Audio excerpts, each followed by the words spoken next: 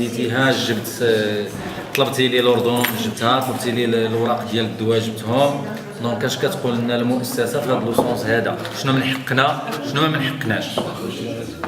نعطيو الارضيه ديال النقاش في هذه النقطه هذه مهمه بزاف. الاجازه المرضيه مسموح فيها في قانون الشغل بشروط. الشرط الاول على انك خصك تعلم دون 24 اور. الشرط الثاني هو خصك ورقه ديال طبيب مختص معترف به الى اخره. الشرط الثالث اللي تيتعطى للمشغل هو ما تيخلصهاش، فيها شهر فيها يومين فيها 3 ايام، مريض ما مريضش القانون ما تيدخلش داكشي. تيقول بانه السيرتيفيكا ما تتخلص، والحق والمشغل عنده الحق على انه يصوب لك الخبره المضاده كونتر فيزيت غير باش يتاكد بانك مريض ولا ما مريضش. من الخلاص ما يخلصهاش. هذا قانون الشغل الحد الادنى. حنا عندنا مكتسبات في المؤسسه تتقول بانه مكتسبات، تقول بانه لو سيرتيفيكا اللي قدم 3 ايام عند الحق ديال الرئيس المباشر على انه يدير فاليداسيون. هنا فين كاين الاشكال، فين وقع الاشكال. الرئيس مباشر الرئيس المباشر لا كاين لي فاليداسيون، ولكن هو الاول اللي تيعطي لافي ديالو، هو الاول اللي في علاقه مباشره. هنا فين كاين النقاش. اخوان الفوق تيقول لك واش انا مريض مهلوك هو ما بغاش يفاليدي ليا. راه من لا فاليداسيون ماشي حيت مريض ولا ما مريضش، ماشي لا شي انا تنفاليدي. انا متاكد وانا واحد قلت له انا متاكد بانك مريض، اش جيب لي الدواء جو سوي سيغ كنت مريض، ولكن ما نفاليديكش. علاش هذيك علاش هي اللي فيها دابا تبقى فيها نقاش. عندي لابي ديال الناس غدا غادي نطلقها ولا غدا السي اي تيدفع لي البورطابل وتيمشي ليا 3 ايام وتيصير فيها سيرتيفيكا، راه قانونيه وضعيه قانونيه. وعندي واحد في البيرسونيل عنده تيجيب 5 ديالو ديال الدواء وتيسخن وتيبرد وجالس وتيخدم المصالح ديال الناس. شكون اللي غنفاليدي انا ما نفاليديش. عندنا فونتاج، افونتاج ديال واحد تيعطي من الوقت ديالو ومن الصحه ديالو بوغ لا بون مارش دو ترافاي، وديال واحد تيدير معاك 5 القسم راه تيجمع حوايج باش ال5 تلقاه تحت في بواتوس، ولا واحد مع ال5 تنسول عليه مع 6 تيقول لي راه مازال. العنصر البشري بمعنى شنو هي يمكن معارفه، شنو هو المستوى ديالو، شنو هي الطاقات ديالو، العدد ديالو، هو مرتبط بطبيعه المشروع. وبالتالي ملي كيدخل في هذا المشروع كيولي يعتبر حتى العنصر البشري هو ضمن ديك التجهيزات والاليات اللي تساهم على اساس ان تنمي الربح ديالو. هكا كيولي يشوفنا حنا اللي كنخدموا. اذا ملي غادي يدخل العنصر البشري في اطار النظره اللي عنده هو على انها عنصر من عناصر الربح، غادي يبقى بالنسبه ليه كل إخلال هذا العنصر البشري في مهامه بين قوسين اللي مكلفوا بها هو اللي غتعطيه واحد المستوى ديال الربح، غادي يعتبروا بحال واحد الآلة خسرت، إما خصو يريباريها وإما خصو يبدلها. إذن ملي كتبدي العملية هو باغي يربح بزاف،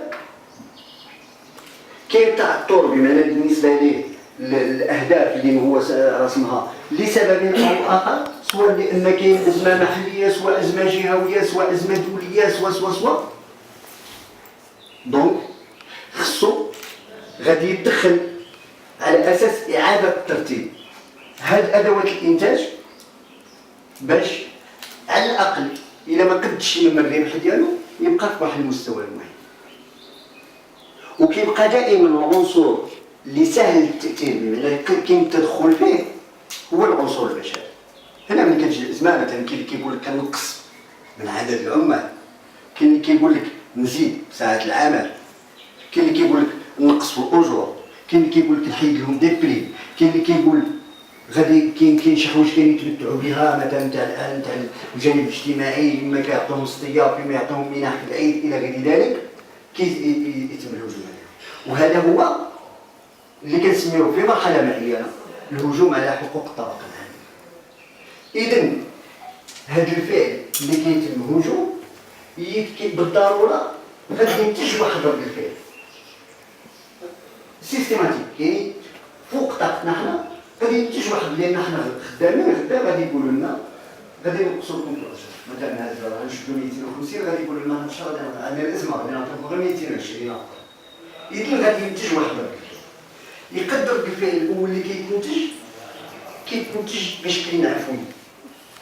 كيما حنا ملي كنا نقراو كتوقع كنسمعوا الاشاعه هذه في الصباح كنجيو اللي يدخل كنقولوا اللي يدخل شماته ونبداو نوقفوا هذا كيوقف هذا كيوقف كنبداو دايرين الاطار. اذا حتى العمال يمكن كتجي هكا مثلا هذا الشيء ماشي بصحتنا خصنا نوقفوا خصنا نديرو كيدار واحد التمرد. هذا التمرد سواء كاين البحث على الحلول ضمنها كيقولوا عطيوني واحد 3 ولا 4 نتحاور معاهم. دوك 3 ولا 4 كينوض هذا الاخر كيقول له لا انا ما نتفقش يمشي هذاك لا هذا اللي يمشي كيبقى كتنتج ديك الساعه الثقه. علاش هذا اللي غادي يمكننا؟ اذا كتبدي تفكير في التنظيم كدير التنظيم كدير النقابه. وهنا غادي نشوفوا مثلا كاين مثلا بلايص اللي يمكن كانت المبادره لخلق النقابه من طرف تنظيم نقابي لانه موجود اصلا. مثلا بحال حنا نقولوا يفتحوا سبيطار باغ اكزومبل في الدريوش وحنا موجودين النقابه سيستيماتيكمون غادي نبداو حنا نبحثوا على مناضلين الى غير ذلك ونديروا النقابه. ولكن كاين بلايص اللي ما كتكونش فيهم النقابه شي حاجه تخلقت لاول مره شي معمل الى غير ذلك وكتجي في اطارها تردد فيه وكيتنتج التنظيم النقابي. التنظيم النقابي بو انا ما كنتكلمش على الاختيار بما واش كيختار هنا ولا ولكن المهم النقابه كتكون كتنظيم لان بالنسبه لذاك العامل هو اللي اساسي ليه هو تخلقت النقابه. نوليو نتكاو عاوتاني كيتم الهجوم ويمكن نديرو ديك النقابه وبالتالي كتقول لا هذوك ما خدمولناش غادي نديرو نقابه جديده ودير عاوتاني تجي تلتحق بشي نقابه. وحنا مثلا دابا اللي متبعين العمل النقابي نعطيكم غير زوج حنا في وجده صحاب الطويصات كاع النقابات دازو عليهم ماشي لافوت فيهم لافوت في النقابات المؤطره لان كيمشي مع هاد النقابه حتى كتزخو.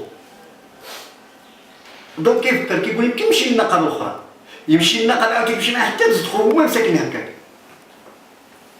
إذا كيولي عندنا هذا الوضع بالتالي كيعطينا هذه سواء التشتت سواء قلت داك اليأس وكيبقى ديك الساعه كل واحد كيبحث على الحلول الفرديه خاصة ملي كيكون الهجوم كاسح كيبقى يبان مستقبل ولا الا ما كانتش المراه خدامه ولا المراه خدامه والراجل ما خدام سي بيرونطوار. دونك شنو كتقول وانا نصبر لان على وليداتي وداك الشيء ولا جراو عليا كي غادي ندير دونك كتولي كما كنقولوا حنا في اللغه الدارجه ديالنا كتقال. دونك تما مول راس مال كيكونوا لو تيران كيما يقولوا فاتي خاسر الناس تكات هو كيما يقولوا يزيد في الارباح ديالو وحنا كتبحث غير على داك المستوى الادنى العيش غير باش تخدم له كيما يقولوا باش هو يربح. وهنا فين ظهرت ديك اللي سميتو اللغه نتاع الشركه المواطنه والى غير ذلك تما دابا حنا شنو كيعلمونا الا غير كانت شركه بمعنى حنا خدامين عندنا راه بحال اللي دايره بينا الخير ولاو فهمونا بان حنا عندنا مصيرين غير مصير نقبلوا بالوضع الراهن ولا مصير البطاله. يعني في الافاق من خلال الاعلام من خلال وضع المعاش من خلال كيبينوا لنا ما عندناش خير ستادير يما نسكتوا ما نديروش الاضرار بان ماشي قويه على المستوى الاخر بالتالي ماشي مؤثره بزاف. مثلا المنظمه الديمقراطيه للشغل اللي كانت ظهرت من بعد ولكن ماشي مؤثره وكاين ديك النقابات مثلا تقول الاحرار الحركه الشبابيه الى ذلك ماشي قويين وماشي مؤثرين في النضال الاجتماعي بالشكل اللي نستحضره.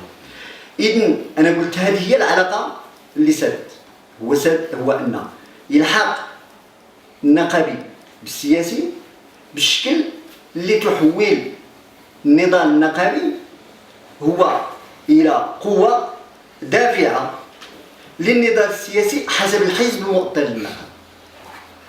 لان ماشي العيب ان النضال النقابي يقوي السياسي ولكن اي سياسي سنقوي بمعنى واش هذا السياسي اللي نقويه هو ينسجم مع الهدف ليحقق التحرر. وندير لهم اللقاء من 8 الفوق في المقر النقابه.